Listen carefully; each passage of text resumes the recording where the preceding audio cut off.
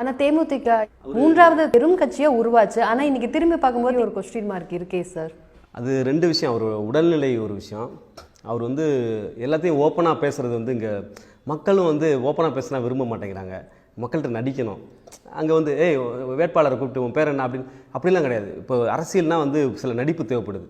அங்கே வேட்பாளர் பேர்லாம் தெரிஞ்சு வச்சுக்கிட்டு அந்த வேட்பாளர் எனக்கு 50 வருஷமாக பழக்கம், 30 வருஷமாக பழக்கம் அப்படி சொல்லி வேட்பாளரோட வீட்டில் இருக்கிற மனைவி குழந்தைங்களோட பேர்லாம் சொல்லி அப்படியே ஒரு மாதிரி கட்டி பிடிச்சி ஃபோட்டோலாம் எடுத்து பழைய கிழவிகள்லாம் முத்தம் கொடுத்து இப்படிலாம் பண்ணுற அரசியலில் தான் தமிழ்நாடு வளர்ந்துருக்குது.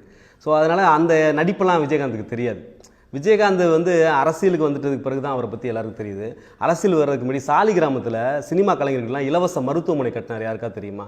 இலவச தையல் மிஷின் அவ்வளோ எதுவுமே பத்திரிகையில் வரக்கூடாது, யாருக்கும் தெரியக்கூடாது. நான் செய்கிறது வாங்குறவங்க இன்ஃபீரியாரிட்டியாக ஃபீல் பண்ணக்கூடாது, அதை என்னிட்ட உதவி வாங்குறேன். அதுமாரி பல லட்சம் மக்களுக்கு அரசியலுக்கு வர்றதுக்கு முன்னாடியே தன்னுடைய சொந்த பணத்துலேருந்து ஹெல்ப் பண்ணவர்.